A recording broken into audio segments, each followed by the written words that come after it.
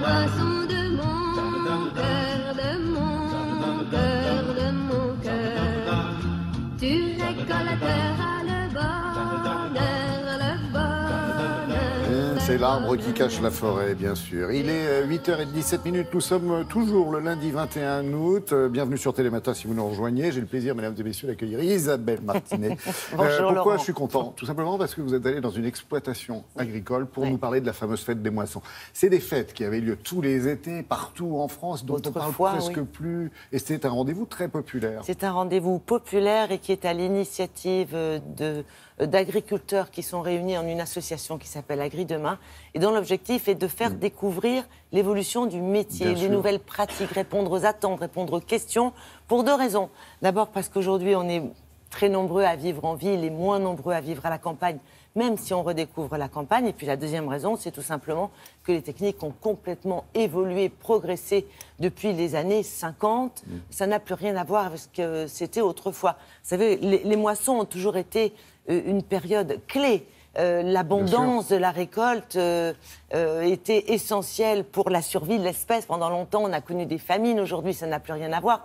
Par exemple, les vacances scolaires, si elles sont calées en juillet-août, ça date de l'époque où on avait besoin effectivement de tous les bras de la famille vous avez toujours les pour aider aux vacances de moissons. pommes de terre, par exemple, aussi. Voilà. Et là, donc, c'est la deuxième édition, donc ça a repris un peu ces lettres de noblesse qui se déroulent sur juillet-août, parce qu'évidemment, les plantes les plus célèbres, ce sont évidemment les céréales, comme on dit, à paille, dire le blé, l'orge, le seigle, l'avoine.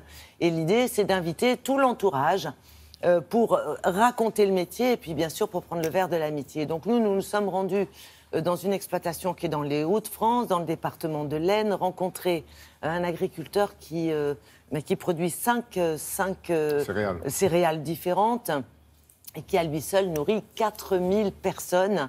On va découvrir le matériel. Les moissonneuses-batteuses, on va les voir autrement, c'est-à-dire pas au salon de l'agriculture, mais en situation. Ils nous avaient réservé pour nous 1 hectare de blé à moissonner. 1 hectare, pour vous donner une idée, c'est l'équivalent de 25 000 baguettes. Direction sur place.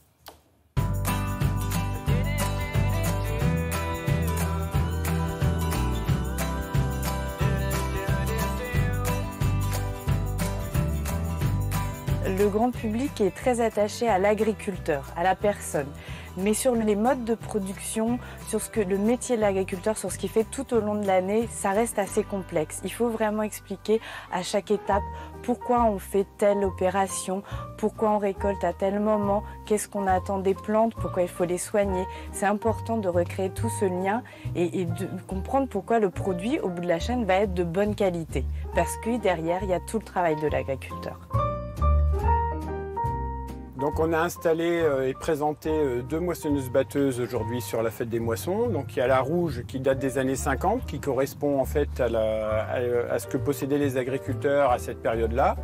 Et à côté, on a mis la moissonneuse-batteuse d'aujourd'hui, une moissonneuse-batteuse verte, dimensionnée en fonction des tailles des exploitations aujourd'hui et qui travaille sur 3 exploitations différentes. On a gardé 1 hectare de blé pour moissonner aujourd'hui, pour pouvoir faire une démonstration.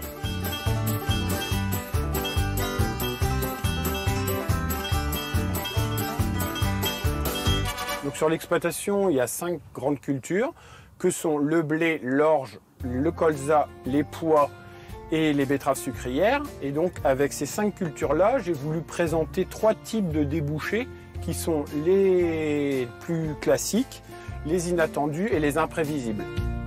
Sur la table des débouchés, je présente aussi un morceau de carton parce qu'aujourd'hui dans la papeterie, on utilise de l'amidon de blé qui sert en fait de colle dans la pâte à papier. Et donc aujourd'hui, c'est un des débouchés de nos blés sur l'exploitation. J'ai installé 50 photos qui reprennent en fait les étapes clés de l'année culturelle 2016-17 et donc c'est ça que je veux partager dans cette animation avec les visiteurs. Je présente aussi des sacs avec les différentes céréales qui sont présentes sur l'exploitation, qui ont été moissonnées. Donc on aura un sac d'avoine, on aura des sacs d'orge et des sacs de blé, avec des sacs de l'année dernière avec une qualité très mauvaise et des sacs de cette année avec une qualité exceptionnelle. Donc les visiteurs sont toujours contents de venir à notre rencontre parce qu'on leur présente plein de choses inattendues, aussi bien sur le quotidien, sur nos modes de production, sur les contraintes qu'on leur impose. Et finalement, ils sont toujours heureux de venir et les échanges sont toujours aussi bons pour eux que pour nous et c'est toujours un plaisir de les recevoir à la fête de la moisson. Voilà, et si vous voyez des petits rassemblements comme ça, j'allais dire, au cul du tracteur, pardonnez-moi, n'hésitez pas à vous arrêter si vous êtes sur la route, ça leur fera plaisir, effectivement, parce qu'il y en aura d'autres des fêtes de moisson. Ça continue avec le maïs, c'est moisson de maïs, c'est septembre, et puis ensuite il y aura le riz. Voilà. Merci beaucoup, Isabelle.